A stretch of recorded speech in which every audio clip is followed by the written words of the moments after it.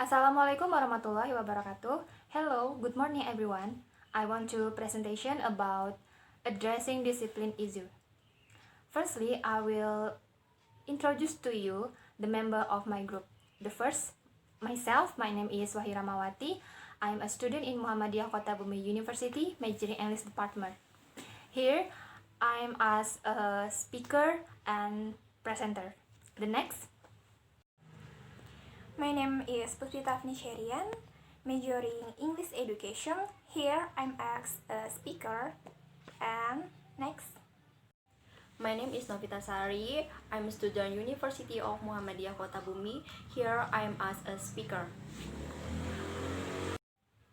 Okay, I invite the first speaker to explain the material.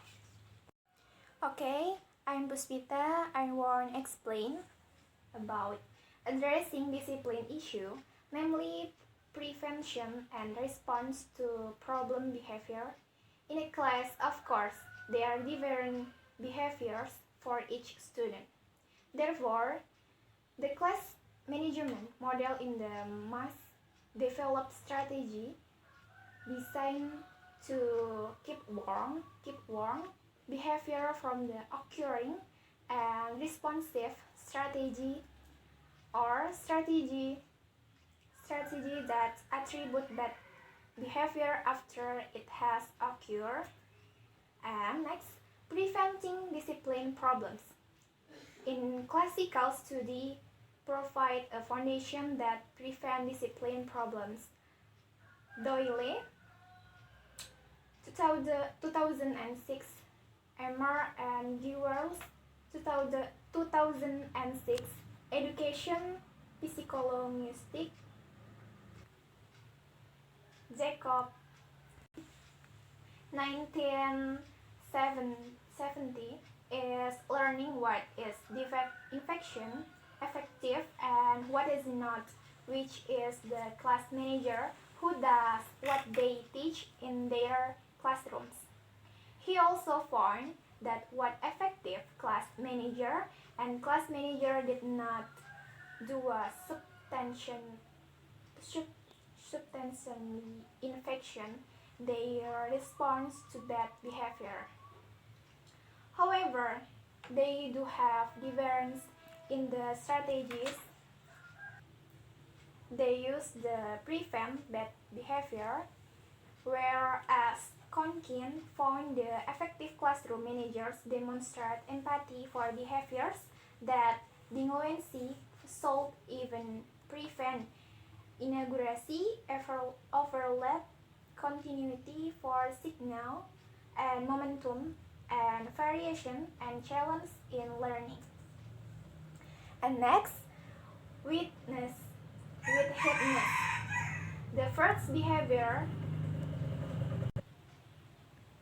that prevent delinquency in impacts the ability to constantly monitor student behavior. Teachers who show patients are aware of what is happening in all areas of the room and communicate this awareness to choose of the class, thus preventing many opportunities for bad behavior. They hold students constantly and warn the alert to pay attention to behavior that can cause distraction, problem, and prevent serious disciplinary problems before them for occurring. Teachers who bad behavior is just starting or are much less likely to cause distraction or Emmer and yearly 2006. Next, the overlapping. Overlapping is the ability to do more than one thing at a time. Overlaps are important because teachers are so constantly disconnected and throughout the day. and it's important to keep the flow of listen going while responding to those interruption. Next, signal continuity and momentum. Continuity and momentum signal refer to the ability to teach well prepared and well run lesson that keep student attention focused on the lesson and provide academic sustainability signal that are more attractive than combating distraction. The next, I will explain about variety and challenge in academic activities. Effective classroom manager allows plan for variation and challenge in academic assessment so that students are actively involved throughout their lesson. This behavior is very similar to the teacher ability to teach motivational and engaging lesson. In short, active involvement arising from variety and challenge cause favor management problem. And next, responding to behavior problems. While teachers are very adept at implementing teaching strategies that prevent bad behavior, students sometimes still behave badly. Behavioral problem requiring teacher response will arise even in the best managed classroom. This bad behavior can be classified into two categories, minor or more serious. Teacher and school may vary on what bad behavior they classify as minor and which they take more seriously. But most might agree that examples of minor bad behavior include yelling, daydreaming, and talking to classmates instead of participating in group or class discussion. More serious bad behavior may include fighting, bullying, and disrespect for teacher or other student. When student chronically make small mistakes despite the teacher warning, the teacher should treat chronic bad behavior patterns as more serious bad behavior. Things that can be done include keep the learning program running with as few distractions as possible, use language that is culturally consistent. And next, a note about consistency. Teachers are asked to be consistent in their classroom management plans, but consistency doesn't mean treating all bad behavior the same way. That is why classifying delinquency as minor or more serious is an important first step in planning a disciplinary program.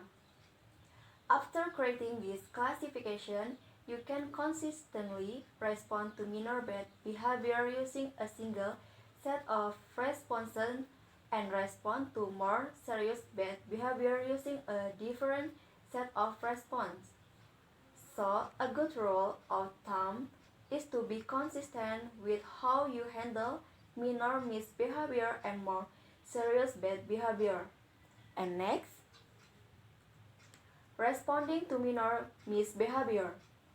Most of the behavioral problems that arise in small class and can be handled quickly and efficiently using nonverbal and verbal intervention. Good rule of thumb when dealing with minor bad behavior is to think about starting with nonverbal intervention and moving on to verbal intervention. If necessary, nonverbal intervention are less disruptive to learning flow than verbal intervention. In fact, many students may not even be aware of what you have using nonverbal intervention with students behaving inappropriately. If nonverbal intervention are not effective, you can turn to verbal intervention with verbal intervention, it is best to try to interpret the lesson as little as possible. Softly saying the name of the catering student is less distraction than stopping the lesson to formally reprimand the student. Okay, now I will explanation to you about iMessage. iMessage is a communication technique that encourages students to feel ownership of the problem they experience and to express the problem verbally in the hope of solving the problem. An effective iMessage has three parts. The first part of the iMessage should enable students to find out what is creating problems for the individual. The second part of an effective iMessage describes tangible or concrete effects or certain behaviors described in the first section on individuals. The third part of an affection iMessage expresses the feelings generated in the individual as a result of an actual effect. There are several things that are important to note about using iMessage. First, the ability to use iMessage effectively takes a lot of practice. Second, the effectiveness of iMessage often depends on the level of interpersonal relationship that exists in the classroom. The next, they are responding to more serious misbehavior. Behaviors that appear in the classroom will fall into the more serious category of bad behavior and will require more than just nonverbal or verbal intervention. There is a significant differences between intervention and consequences. For the most part, interventions can be implemented with little or no disruption to learning. Consequences are a little more troublesome and should therefore be used only when dealing with more serious misbehavior. A consequence is logical if it meets three criteria. First, related. Consequences must be directly related to student misbehavior. Second, respectful. The consequence is the respect of students and class students. And the last, fair. Fair consequences should help children correct their mistake and know what to do next time, not make them feel bad. The next, there are hierarchy of consequences. Some teachers are very comfortable relying solely on the concept of logical consequences to deal with more serious bad behavior. The aim of this hierarchy of consequence allows the teacher to strike a balance between being consistent but flexible enough to consider situation and students in particular. An example of a hierarchy of consequences appropriate for elementary age students is the following. First, warnings if possible. Second, time limit 10 minutes. Third, conferences and logical consequences. The fourth, notes or phone calls home. And the last, send students to the principal. The next, addressing chronic misbehavior. Most of the bad behavior will respond to nonverbal and verbal intervention or to logical consequences. One of the most effective ways to deal with chronic bad behavior is through behavior modification, in which the systematic use of reinforcement reinforces the desired behavior. The first step in developing an effective behavior modification plan is creating a contract. The contract should state the specific behavioral goals and consequences that will result if the student fails to change his behavior. It is good practice to develop this contract during conferences with students. The second step is to develop a tracking system. This system should allow students to track their progress toward identified goals. The final step in an effective behavior modification system is the use of positive reinforcement. Positive reinforcement is the act of receiving something, praise, gift, privilege, and so on. The next material is in the students' voices. Two main questions guide the discussion about discipline with our 4-question student. First, why do you think students behave poorly? And second, what do you do? Think about the appropriate consequence for bad behavior. His student had strong beliefs about why students choose to behave badly. Interestingly, all 4 students believed that students made conscious decisions regarding whether to behave or not behave in a particular class. Basically, the 4 students felt that students made decisions to behave inappropriately for several reasons, including boredom, seeking attention, or appearing cool in front of their peers.